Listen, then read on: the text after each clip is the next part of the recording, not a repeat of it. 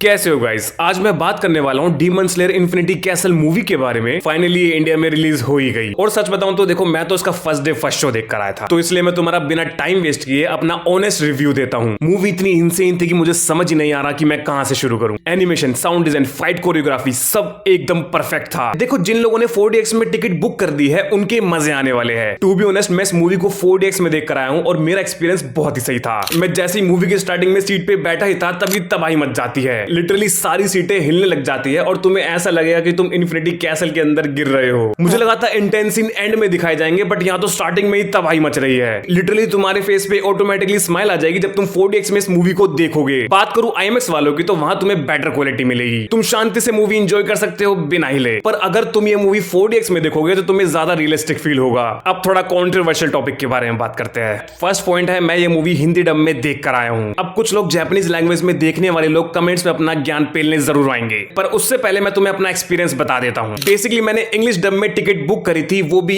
IMAX में, पर पता नहीं मेरे अंदर क्या चुलाई, मैंने वहां से रिफंड करवा लिया। देन मैंने 4DX चूज किया प्लस हिंदी डब। और सच बताऊं तो मैं खुद डर रहा था कि अगर इसकी डब बेकार गई तो मेरे सारे पैसे वेस्ट चले जाएंगे। ऊपर से एक न्यूज फैली हुई थी कि मुजान की डब सलमान खान कर रहे हैं। ये सुन के मैंने गिव अप कर लिया था, बट अनफॉर्चुनेटली ये न्यूज फेक थी। और जब ये मूवी मैं देखने गया, ट्रस्ट मी, हिंदी डब काफी अमेजिंग निकली। तुम कह सकते हो मेरे सारे पैसे वसूल हो गए। वॉइस एक्टिंग काफी स्ट्रॉन्ग थी और डायलॉग भी काफी इंपैक्टफुल थे। मेरा मानना यह है कि तुम चाहे जापानीज, इंग्लिश, हिंदी किसी भी लैंग्वेज में कंफर्टेबल हो, तुम जाके ये मूवी देख सकते हो। जरूरी नहीं कि तुम जापानीज में देखोगे तो कूल बन जाओगे। मेरे हिसाब से वाइब मैटर करती है, लैंग्वेज नहीं। मुझे बस इतना ही ज्ञान पेलना था। बात करते हैं सेकंड पॉइंट की। डीमन स्लेयर इन्फिनिटी कैसल ने अपने फर्स्ट डे पर लगभग 15 करोड़ कमाए, जो कि अब तक बिगेस्ट एनिमे ओपनिंग है इंडिया में। सच बताऊं तो एडवांस बुकिंग ने ही रिकॉर्ड तोड़ दिया था। एक दिन में 18 करोड़ टिकट बिक गई थी और अभी तो ये कलेक्शन और भी आगे जाएगा। थर्ड पॉइंट पर आते हैं। अब देखो, इस पॉइंट पे बहुत ज्यादा स्पॉइलर होने वाले हैं, तो देख लेना अपने हिसाब से। मूवी में हम अकाजा वर्सेस तांजीरो और ग्यू को देखते हैं। ग्यू अपना डीमन स्लेयर मार्क्स एक्टिवेट कर लेता है और वहीं तांजीरो ने अपना हिनोकामी कागुरा और सेटिंग सन ट्रांसफॉर्मेशन यूज करना सीखा। क्रूल फैक्टर ये था कि इस टेक्निक से अकाजा तांजीरो की प्रेजेंस डिटेक्ट ही नहीं कर पाया। तांजीरो अपनी सेल्फलेस स्टेट में चला जाता है, जिससे वो अकाजा की गर्दन काट पाया। वहीं ग्यू ने भी अपना पूरा जोर लगा दिया। उसकी तलवार टूटने के बाद भी उसने हार नहीं मानी। उसने अकाजा को काफी अच्छी टक्कर दी। बट पॉइंट ये आता है कि रेंगोकू ने अपना बिना डीमन स्लेयर मार्क्स एक्टिवेट किए अकाजा की लगभग आधी गर्दन काट ही दी थी। तो अगर मेरे से कोई पूछता है कि इन दोनों में से सबसे ज्यादा स्ट्रॉन्गेस्ट कौन है, तो मैं तो रेंगोकू ही बोलूंगा। बात करें जेनत्सु वर्सेस काइगाकू की फाइट की, उनकी फाइट काफी अनप्रेडिक्टेबल थी। जहां जेनत्सु को सिर्फ थंडर ब्रेडिंग की फर्स्ट फॉर्म आती है, वहीं काइगाकू फर्स्ट फॉर्म के अलावा बाकी सभी फॉर्म में मास्टर था।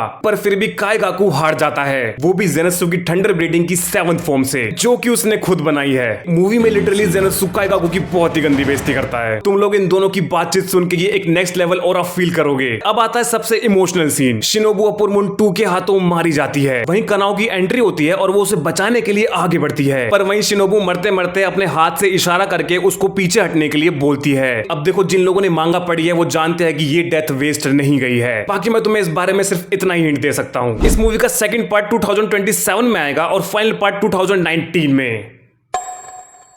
तब तक तो इंडिया में पता नहीं क्या क्या हो जाएगा। एनीवेज, अगर तुम्हें मेरा रिव्यू पसंद आया तो वीडियो को लाइक करो, चैनल को सब्सक्राइब करो। मिलते हैं नेक्स्ट चेंसो मैन के रिव्यू में, तब तक के लिए बाय।